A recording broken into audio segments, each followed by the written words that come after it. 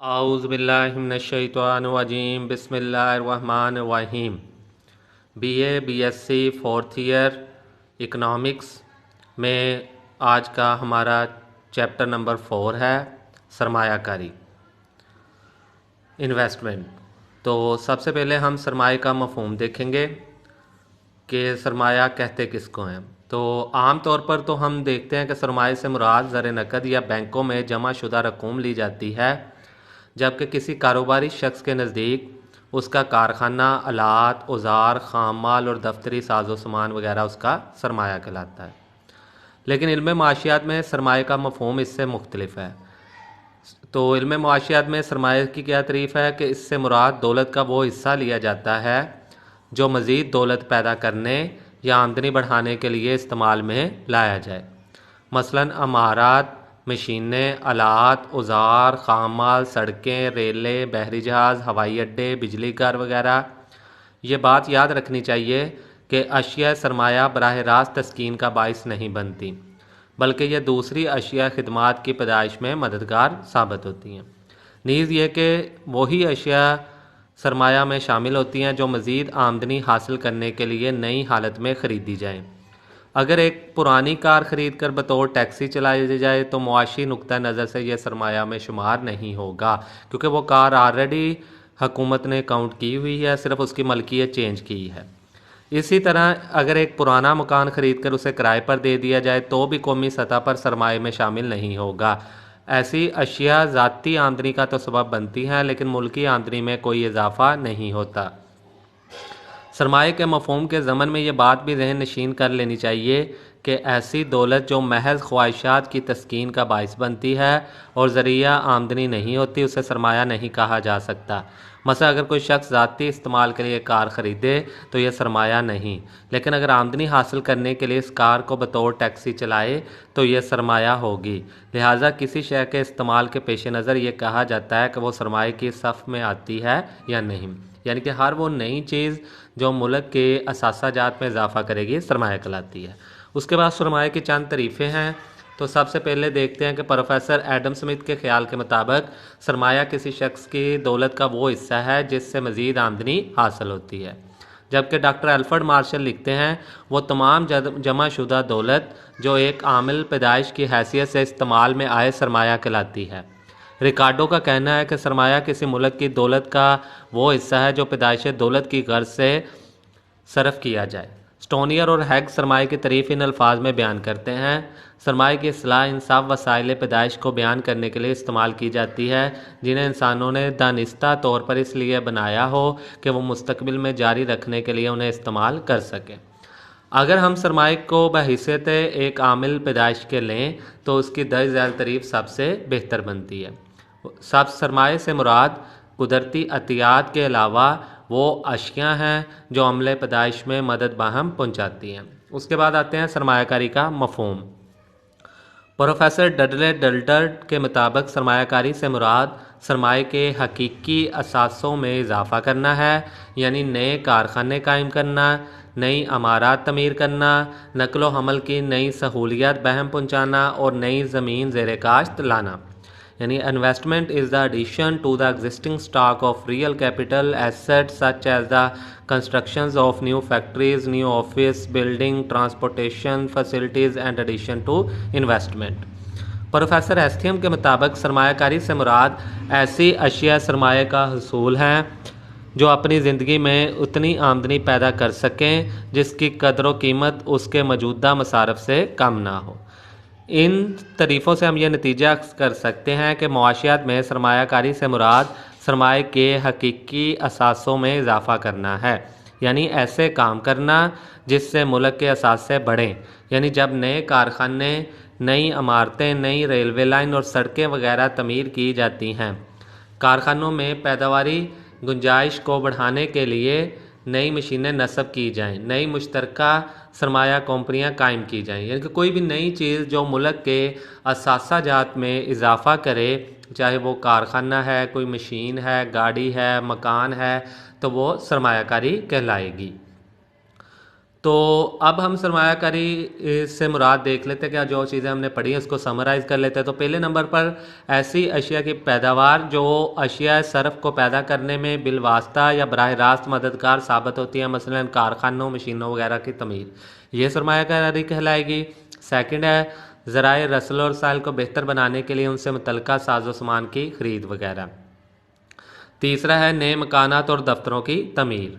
चौथा है मुख्तलिफ शोबों में तरक्की के लिए उनसे मुतल्लिका खाम माल, आलात और दीगर अशिया की पैदावार में इजाफा। उसके बाद पाँचवा है कानकुनी और माहीगीरी की तरक्की के लिए ज़रूरी सामान का हसूल।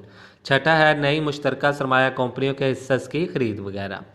अब हम सरमायाकारी के तसव्वुर की मज़ीद वजाहत के लिए उसकी मुख्तलिफ़ सूरतों का जायज़ा लेंगे कि सरमायाकारी जो है वो कितनी सूरतों में हमारे यहाँ अवेलेबल है। तो सबसे पहले हम आते हैं जी, फर्स्ट वन है खालिस सरमायाकारी।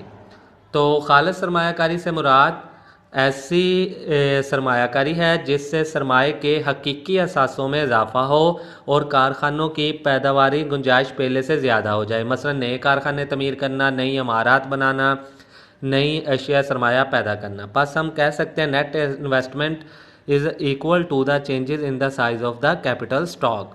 जब खाम सरमायाकारी में से मसारफ़ बदलकारी मिनहा कर दिए जाएँ तो बाकी खालिस सरमायाकारी बच जाती है। यानी खालिस सरमायाकारी बराबर है खाम सरमायाकारी माइनस बदल सरफकारी, यानी कि डेप्रिसिएशन। यानी नेट इन्वेस्टमेंट निकालने के लिए हमें ग्रास इन्वेस्टमेंट में से डेप्रिसिएशन के अखराजात निकालने पड़ेंगे। सेकंड है जी खाम सरमायाकारी। खाम सरमायाकारी नई सरमायाकारी और पुरानी सरमायाकारी पर होने वाले मसारफ़ बदलकारी रिप्लेसमेंट कॉस्ट पर मुश्तमिल होती है। लिहाजा इस किस्म की सरमायाकारी नई भी होती है जो कि मुल्क के असासों में इजाफे का बाइस बनती है, यानी नए कारखाने कायम करना वगैरह। इसके अलावा कारखाने जो पहले से कायम हैं उनको चालू हालत में रखने के लिए जो तोड़ फोड़ के अखराजात बर्दाश्त करने पड़ते हैं वो भी खाम सरमायाकारी के ज़ुमरे में आते हैं, क्योंकि इस किस्म के अखराजात से मुल्क के असासे अगर बढ़ते नहीं तो कम अज़ कम वो अपनी असली हालत में चलते रहते हैं, इसमें कोई कमी वाक़या नहीं होती। बस खाम सरमायाकारी बराबर है खालिस सरमायाकारी प्लस मसारफ़ बदलकारी, यानी कि वो मशीनों पर होने वाले वो अखराजात जो उनको उनकी असली हालत में चालू हालत में रखने के लिए किए जाते हैं, अगर हम वो जमा कर लें खालिस सरमायाकारी में तो फिर हमारे पास खाम सरमायाकारी आ जाएगी। उसके बाद हम आते हैं जी तीसरा हकीकी सरमायाकारी और माली सरमायाकारी। हकीकी सरमायाकारी वो होती है जिससे मुल्क के असासों में इजाफा हो, यानी कोई नई चीज़ वजूद में आए, नया कारखाना, नया मकान। लेकिन ऐसी सरमायाकारी जो किसी फ़र्द के नुक्ता नज़र से तो सरमायाकारी हो, लेकिन कौमी सतह पर इससे सरमायाकारी से मुल्क के असासों में कोई भी इजाफा ना हो, तो इस किस्म की सरमायाकारी को महज माली सरमायाकारी कहते हैं। मसलन कोई शख्स पुराना मकान बना हुआ मकान ख़रीद ले, या कोई पहले से तैयार शुदा कारखाना ख़रीद ले, या किसी पुरानी मुश्तरका सरमाए की अंजमन के हिस्से ख़रीद दे, तो वो इस शख्स के नुक्ता नज़र के लिहाज से सरमायाकारी होगी क्योंकि उसने कारोबार में सरमाया लगाया। लेकिन कौमी तौर पर वो सरमायाकारी नहीं कहलाएगी क्योंकि उस शख्स की सरमायाकारी से मुल्क में किसी असासे का इजाफा नहीं हुआ, सिर्फ मलकियत चेंज हुई है चीज़ों की। फ़र्क सिर्फ इतना है कि उस शख्स ने कारोबार में सरमाया लगा दिया है जो किसी दूसरे शख्स ने कारोबार से सरमाया निकाल लिया है। इस तरह से एक शख्स की तो सरमायाकारी होगी जबकि दूसरे के नुक्ता नज़र से ये ख़त्म हो जाएगी। लिहाजा इससे हम महज माली सरमायाकारी का नाम देंगे, जबकि ये हकीकी नहीं है। हकीकी उसी वक्त होगी जब मुल्क के असासों में क्या होगा, इजाफा। उसके बाद नेक्स्ट आते हैं जी निजी सरमायाकारी और सरकारी सरमायाकारी। निजी सरमायाकारी जो निजी अफराद जो सरमायाकारी करते हैं उसका बुनियादी मकसद मुनाफा हासिल करना होता है। लिहाजा जिन शोबों और कारोबार में मुनाफे की शरह बुलंद होती है उस तरफ जो है वो निजी सरमायाकारी का रुझान भी ज़्यादा होता है, जबकि कम मुनाफे वाली जगहों पर निजी अफराद सरमायाकारी करते वक्त हिचकिचाते हैं। बस कहा जाता है private investment is profit elastic, यानी कि इसका रुझान मुनाफे की तरफ ही होगा। बाज़ शोबों में हुकूमत यहाँ लोकल अदारे भी सरमायाकारी करते हैं। अगरचे इन जगहों से भी मुनाफा हासिल होता है, लेकिन हुकूमत सरमायाकारी महज मुनाफे की खातर नहीं करती, बल्कि अक्सर औकात माशरती बहबूद के कामों में रुपया लगाना अवाम की फलाह और बेहतरी की खातर होता है। तो हुकूमत जो सरमायाकारी करेगी उसे हम सरकारी सरमायाकारी का नाम देंगे। आम अफराद जो सरमायाकारी करते हैं उसे हम निजी सरमायाकारी, और हुकूमत जो सरमायाकारी करेगी उसे हम सरकारी सरमायाकारी का नाम देंगे। उसके बाद नेक्स्ट आ गया खुद अख्तियार सरमायाकारी। तो खुद अख्तियार सरमायाकारी से मुराद ऐसी सरमायाकारी है जो तलब को मलहूज़े खातर रखे बगैर की जाती है।